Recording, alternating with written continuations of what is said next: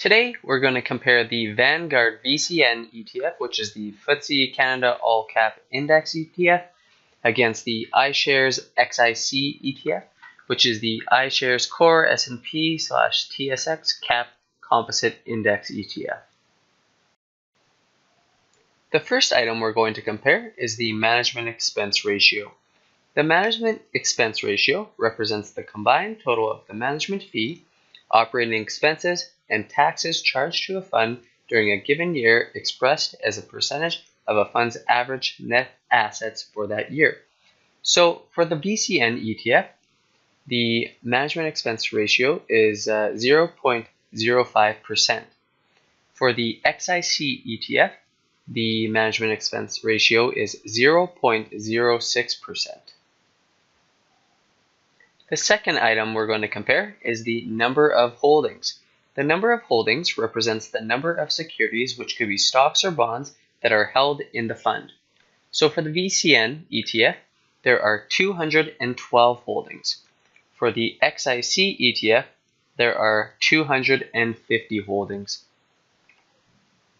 The third item we're going to compare is the top 5 holdings. The top 5 holdings are the top holdings in a fund expressed as a percentage of the fund's total assets. So for the VCN ETF, we have the Royal Bank of Canada as the number 1 holding, the Toronto-Dominion Bank as the number 2 holding, the Bank of Nova Scotia as the number 3 holding, Enbridge Incorporated as the 4th holding, and the Canadian National Railway Company as the 5th holding. For the XIC ETF, we have the Royal Bank of Canada as the number 1 holding, the Toronto-Dominion Bank as the number 2 holding, Bank of Nova Scotia as the number 3 holding, and the number 4 holding is the Canadian National Railway Company, and the number 5 holding is the Suncor Energy Incorporated. The fourth item we're going to compare is the net assets of each ETF.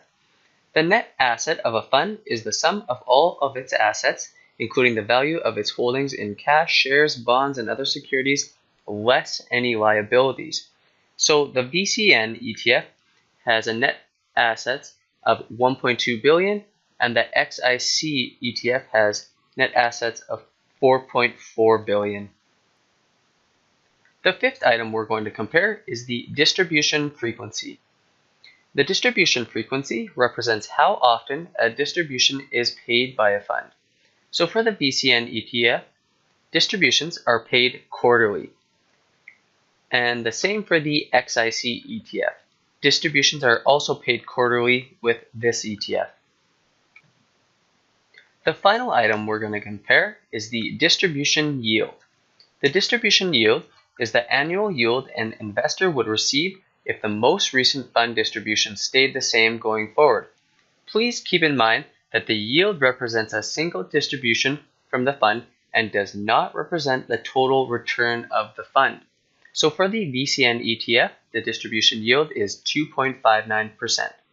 For the XIC ETF, the distribution yield is 2.88%.